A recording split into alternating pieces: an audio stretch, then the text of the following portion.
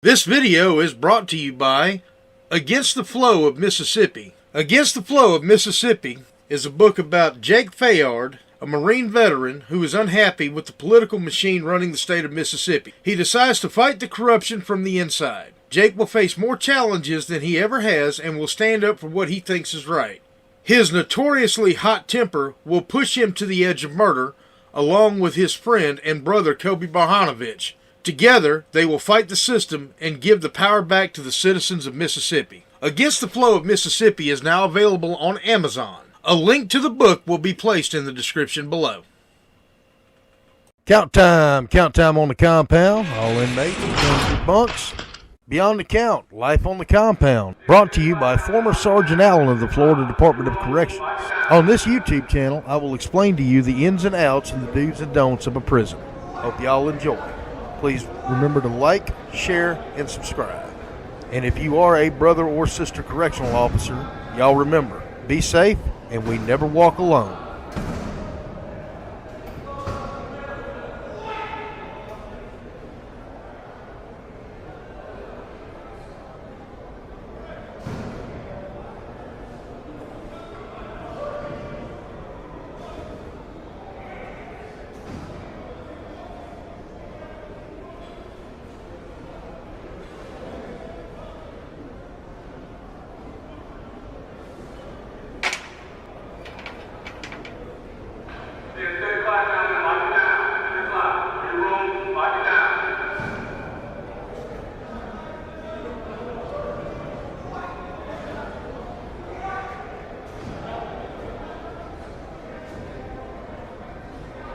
Count time on the compound. This is Beyond the Count, Life on the Compound with your host, former Sergeant Anthony Allen, formerly of the Florida Department of Corrections and the George County, Mississippi Regional Correctional Facility. I will be sharing stories and giving my insight to new officers into what they can expect during their career in corrections. If you have any comments, please feel free to leave them. Please feel free to like, share, and subscribe. Thank you for watching. All right, y'all. Another episode of Beyond the Count, Life on the Compound. I haven't done this in a while, but looking for my lighter here.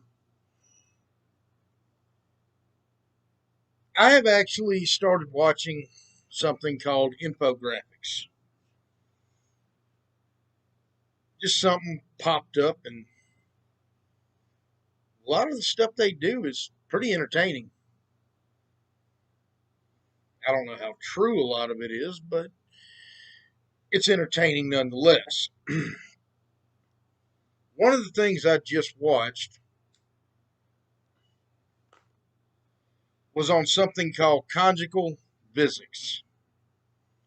Now, conjugal visits actually started here in the state of Mississippi in the 1950s, I believe. And it was basically a reward. Don't give us no problems, and you can do your thing, if you will, with your wife. You can go to the tonk.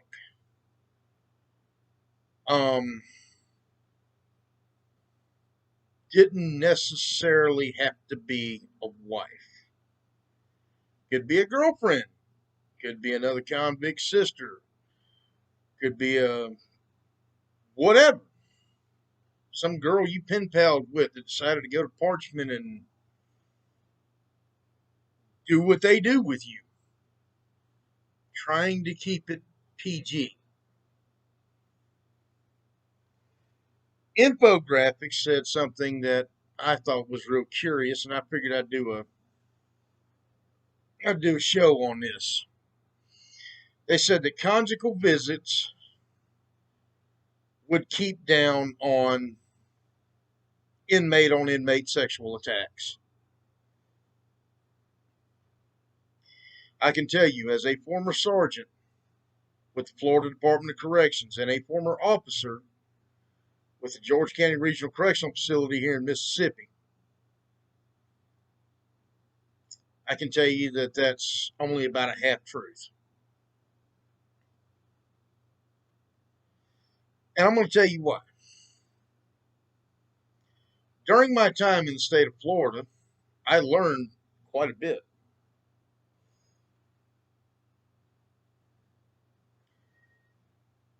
Inmates, trying to think of how to keep this PG, inmates are going to do whatever they're going to do, and they're going to find a way to relieve themselves one way or another, if you catch my drift. This could be doing it to themselves. This could mean manipulating we're talking about a male facility. The only time I've ever dealt with female inmates was here in Mississippi, and I didn't deal with them much. I kept my distance for a reason. Um, so I'm going to focus what I'm saying on male inmates here. They will either do unto themselves, they will find a boyfriend, institutional homosexuality. It does happen. It is pretty commonplace, either by force or willing or coercion, whatever. Or they will find a female officer to manipulate to do what they do to the female officer. Now, I can tell you that the state of Florida does not have conjugal visits, and the state of Mississippi discontinued the practice several years ago. So I didn't have to deal with that. Now, I worked a county jail that housed state inmates, so I don't think they've ever had conjugal visits at the regional, George County Regional Correctional Facility. I could be wrong, but it's a fairly new institution, and it's low custody. A lot of guys there are, I think the highest custody level they have is a B custody level, which for the Florida equivalent would be like medium custody, HO3. Um,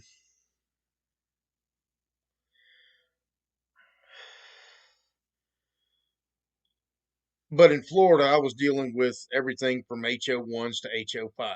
HO5 is maximum custody. And even I dealt with some CMs, which is close management. But in the state of Florida, there is no conjugal visits. The Florida prison system, and I'm going to talk about that because that's where I spent most of my career, has about 102 inmates in custody behind the gate at over 50 institutions statewide. It's the third largest correctional facility in the country. It's only following California and Texas. People don't realize exactly how populated Florida is. 18 million people down there, 102 in custody. That's not county jails, and that is a lot. That's also not counting those on supervised release, probation, well, not really parole. There's some on parole, but Florida doesn't really have a parole system, but I'll get on that in a whole another topic.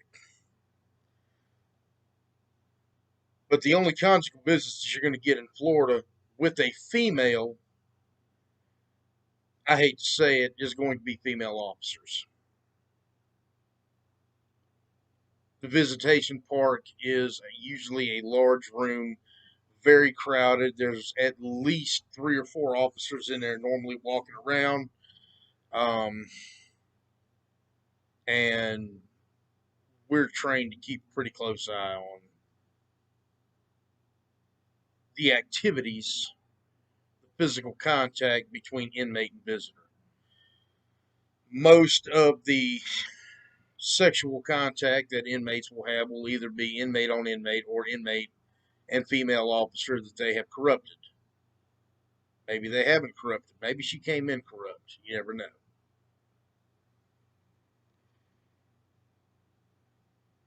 Now, here's my opinion. Would conjugal visits work? Probably not. The reason that I say this is not because I'm some hard ass who just thinks that inmates are less than human.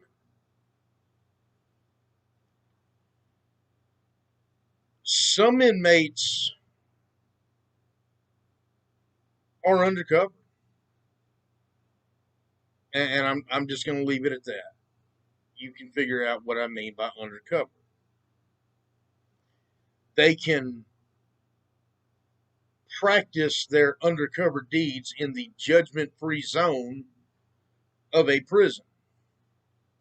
Again, institutional homosexuality has long been established and unfortunately is a lasting trend. The cliche, don't go to prison or you're going to be giving up your rear end. That is unfortunately the cliche, and it has been forever. Now, we have things in place to stop that. We have PREA regulations, which is the Prison Rape Elimination Act, which was passed in 2003 under President George Bush. That is a federal regulation that basically takes the consent of the inmates. Inmates cannot consent to sex, is what that says. So, being that inmates cannot consent to any type of sexual activity, those female officers whom they have manipulated, if they're caught, they can be charged with rape. Much the same as a student and a teacher, much the same as an adult and a 14 or 15-year-old, 16-year-old child. And it's around the same, it's covered under the same laws. We are in charge of these inmates. We are charged with care, custody, and control of these inmates. So if a female officer who is in a position of authority enters into a inappropriate sexual relationship with said inmate, she, by that definition, is actually committing rape. Obviously, the same would go for a male officer in a female institution. I've known a lot of male officers that have worked in female institutions.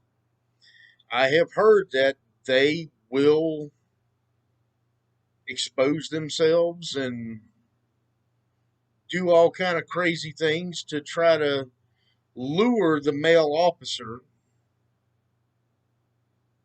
into violating the law and committing a felony. If you happen to be a male officer, you're going to work in a female institution, my advice to you, first thing my advice to you would be to go seek employment at a male facility. That's number one, right off the rip, just to protect yourself from any PREA claims. Not saying that males, officers in male institutions, can't have PREA claimed on them, and I'll get to that in a minute. This is a 2021 world. But to protect yourself, my advice to you is to go to a male facility. Don't put yourself in a position where you can have an accusation like that. That's number one. But if you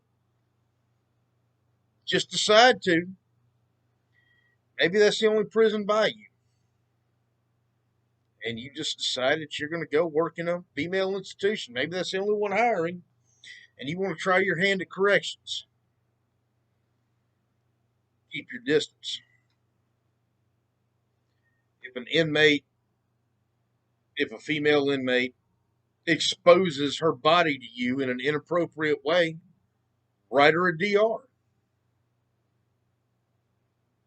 It's as simple as that. Likewise, if you are a female officer and you are in a male facility and a male inmate exposes himself to you, write him a DR. If you have the option, in Florida, you actually do have the option, put him in confinement. It's as simple as that. Take away his game time, take away his privileges, put him in confinement. And I can also tell you this, that in every county except Miami-Dade, if a female officer writes an inmate, a male inmate, for gunning, which is what we call it, um, write them a gunning DR, they can actually catch an outside charge for that. And it is a sexual offense. If they're getting out, they will have to register as a sex offender when they get out. Again, every county. Now, if the guy's got a life sentence, they're probably not going to prosecute it. Because if he's got a life sentence, he's not going anywhere. If he's 10 years into a 40-year sentence, they're not going to prosecute it. He's not going anywhere. He's only going to get about 2 or 3, maybe 5 years at the very most added on to it. It's a third-degree felony, and I'm speaking Florida law here. But if he's got 6 months left and he's been down for 10 years and he pulls his stuff out and shows it to you, write him a DR.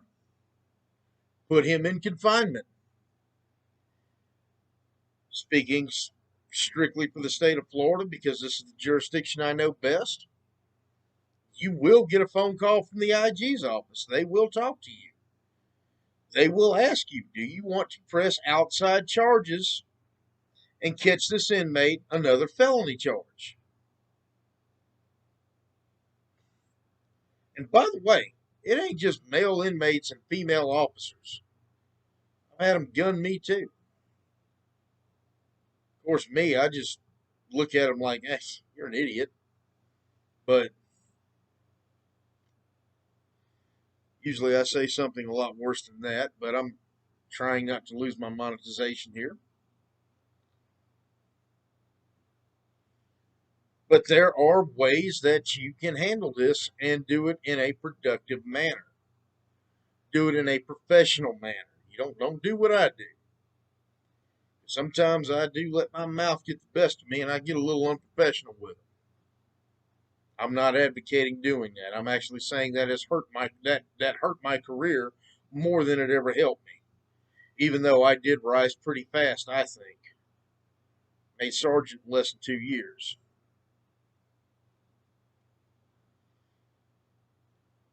But I do think that if you're going to work in a prison, this is something you need to be prepared for. And if you are a female officer in a male facility and an inmate asks you to do something that you know is a violation of the rules, policy, and procedure, this again is Florida specific, what I'm about to tell you, but 935 is your friend. 935 is a DR code for attempting to establish a relationship with an officer. That carries a pretty hefty sentence. I want to say it's 180 days game time and 90 days in confinement, something like that, that they're behind the door. Something to think about. Don't let yourself get caught up. And if you're curious if inmates attack other inmates, yes, it happens. Yes, I've walked up on it. Yes, I have seen it. I have also seen inmates, again, not legally consensually, but consensually engaging in acts. I've seen that. Pretty disgusting, but it is a prison. Inmates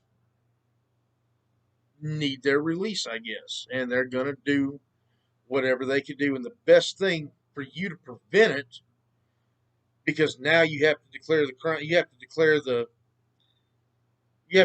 the area a crime scene. You have to separate them, take them to medical. I mean, there's a whole list of things that you have to do under the PREA guidelines to dispose of the situation. My advice to you is to conduct random security checks often. I am of the opinion that I don't like sitting in the officer station because, yes, the way an officer station is set up, again, Florida specific, every jail is different, every prison is different. Florida's got a good setup to where from the officer station you can pretty well see the entire dorm for the most part, the prisons I've worked in. Now, if they're in two-man cells and it's after the lights out, they decide to do whatever it is that they do. It's kind of hard to catch it, but if you're in an open bay dorm, it's really easy to catch it if you are constantly doing security checks. Spend time on the floor, get to know your inmates, get to know what's going on. Notice inmates who hang out really close to other inmates. That's a good indication that there may be something going on. Look at your gamblers. A lot of inmates will make bets they can't cash. And then they'll wind up paying it off in other ways. A popular way to pay it off is through sexual favors.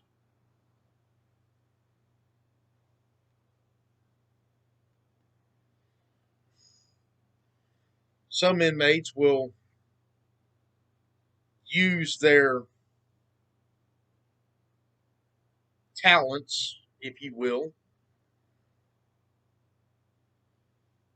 to get things that they need: soap, deodorant, other canteen items, cigarettes, other items of contraband. They will pay for it with exchanging favors. Keep an eye out on it. Make sure that you understand that this is something that you need to be on the lookout for. Because if you're not on the lookout for it,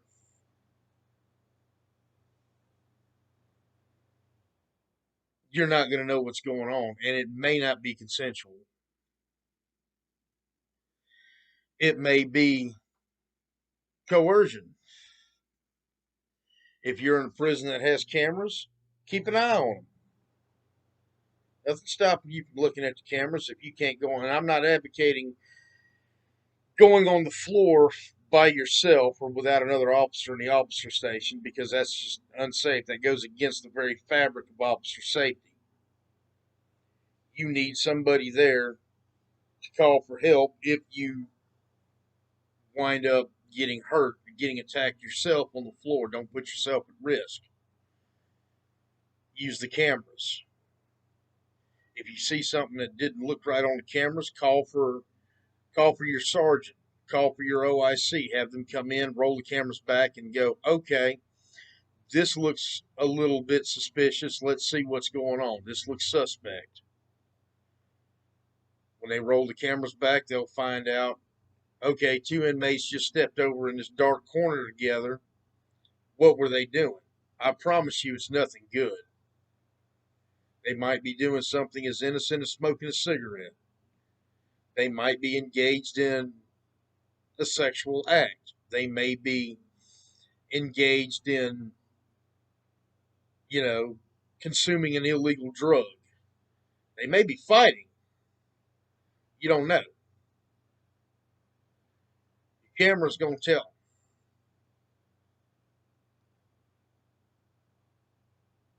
Just my thoughts. Y'all be safe. Beyond Count Life on the Compound with your host, Anthony Allen.